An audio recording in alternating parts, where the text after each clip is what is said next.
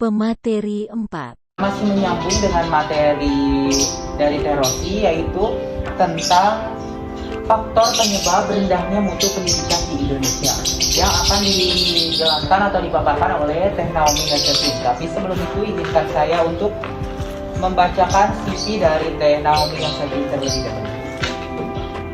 Nama lengkap Naomi Yosefin Siswanto.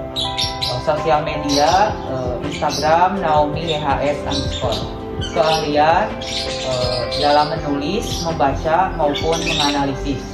Pendidikan PAUD jurusan Utami, SD Negeri 3 Purabaya, SMP Negeri 1 Padalarang, dan SMA Negeri 1 Padalarang. Hobinya sendiri memasak, mendengarkan lagu, dan menulis cerita. Mungkin itu saja CV dari Teh Naomi Yosefin. Kita lanjut saja ya ke pemateriannya, yaitu tentang faktor penyebab rendahnya mutu pendidikan di Indonesia. Kepada Teh Naomi Yosefin dipersilakan. Oke, terima kasih moderator. Sebenarnya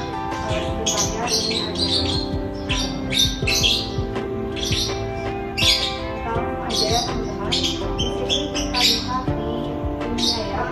Pokoknya di sini sudah tercantum tentang hasil survei yang teman-teman bisa lihat. Berdasarkan hasil survei yang sudah kami lakukan lewat video.com yang minggu lalu pernah di-share, kasih teman-teman ada yang udah ngecek, itu hasil surveinya itu ternyata didapatkan bahwa sebanyak 64,5% itu belajar digital lagi menjadi untuk melanjutkan pekerjaan, melanjutkan bekerja daripada pilihan sedangkan 32,3% itu melanjutkan ke perguruan tinggi atau kuliah, dan 3,2% lagi itu tidak. Jadi dapat disimpulkan secara gampang ini dapat disimpulkan bahwa minat melanjutkan ke pendidikan yang lebih ternyata kenapa hal ini bisa terjadi. Berdasarkan hasil survei juga di sini kita bagi menjadi dua ya teman-teman. Yang pertama itu ada faktor internal atau faktor yang disebabkan dari dalamnya dari siswa sendiri, maupun faktor eksternal, yaitu faktor-faktor yang dipengaruhi dari luar siswanya tersebut. Yang pertama ini ada faktor internal, itu ada perekonomian keluarga. Seperti yang kita ketahui bahwa biaya kuliah itu nggak murah. Jadi beberapa siswa tuh ada yang mikir sama biaya kuliahnya murah dan nggak mau jadi beban orang tua lagi, jadi lebih untuk langsung kuliah aja daripada harus melanjutkan ke jenjang perkuliahan. Kemudian minat melanjutkan pendidikan ke jenjang yang lebih tinggi itu minatnya itu positif, karena ternyata siswa itu banyak yang mikir saya udah capek belajar selama 12 tahun dan kenapa harus lanjut kuliah lagi, sedangkan saya lulus SMA atau lulus SMK saya bisa langsung kerja kayak gitu. Kemudian faktor eksternalnya, di sini yang pertama ada perguruan tinggi yang jauh dari jangkauan. Maksudnya seperti apa? Maksudnya pelajar kita yang ada di daerah-daerah yang mungkin di daerah tersebut belum ada perguruan tinggi. Kayak misalnya dia harus jauh-jauh merantau, misalnya dia ada di satu daerah yang maaf pelosok kayak gitu. Kemudian dia jadi malas kan harus perguruan tinggi, harus merantau, harus ngekos segala macam. Kemudian adanya stigmatisasi yang beredar di masyarakat, mungkin sering mendengar kalau misalnya ada ngomong kayak gini, kita ngapain sekolah tinggi, misalnya hidup ini kita sama-sama kerjanya di pabrik kalah gitu.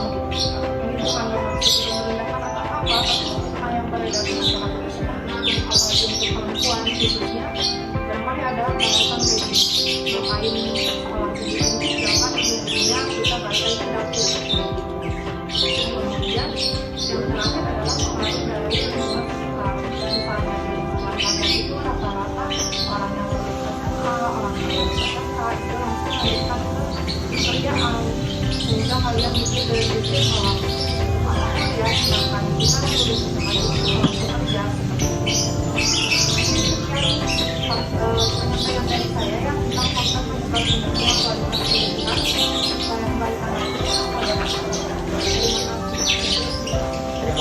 kepada Teh Naomi Yosefin yang sudah memaparkan materi tentang faktor penyebab rendahnya kualitas pendidikan di Indonesia. Nah teman-teman, seperti yang sudah Teh Naomi sampaikan tadi, ternyata faktor penyebab rendahnya kualitas pendidikan di negara kita itu ada faktor internal dan eksternal. Faktor internalnya yang sudah tadi dijelaskan yaitu perekonomian keluarga, faktor eksternalnya yaitu adanya stigma negatif yang beredar di masyarakat. Nah, karena pemateriannya sudah selesai, kita lanjut ke sesi tanya jawab. Sesi tanya jawab. Kita di sini sharing aja ya teman-teman, jangan takut, kami nggak akan ngapa-ngapain kok. Di sini kita sharing aja gitu, mengenai pendidikan, mengenai gimana sih tentang perkuliahan juga boleh. Boleh yang mau bertanya raise hand terlebih dahulu, kita sharing aja gitu. Kita jarang ketemu kan, mungkin apa yang kita tahu kita share ke kalian gitu. Kita sama-sama mencari solusi, atau mungkin kalian ada problem tentang pendidikan, nanti kita cari solusinya itu bareng-bareng. So, boleh, udah ada Anas boleh mau bertanya apa? Silakan.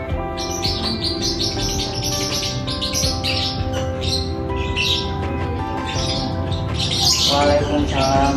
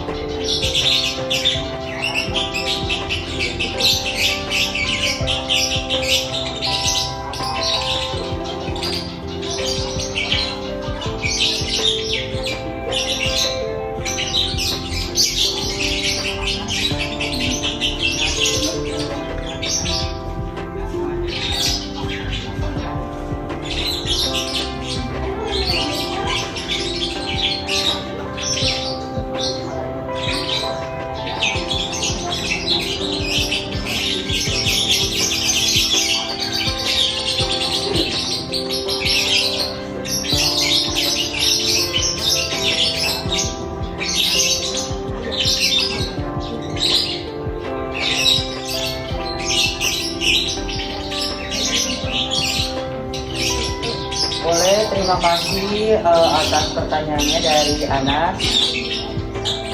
Boleh yang lainnya mau bertanya juga atau mau sharing, boleh raise hand terlebih dahulu. Kita tampung terlebih dahulu ya pertanyaannya.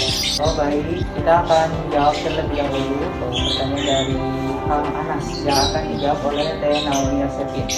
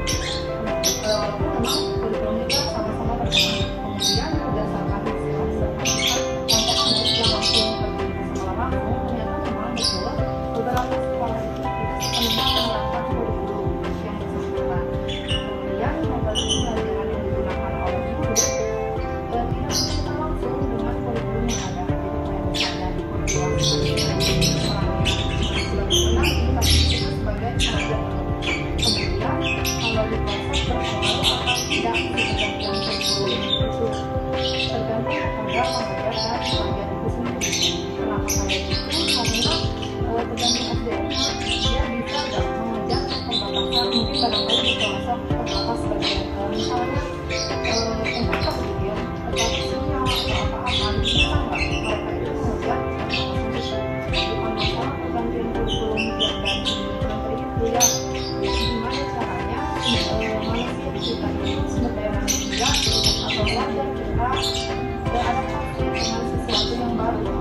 nggak mau stop dunia itu berkembang kayak cuma perusahaan maju gitu.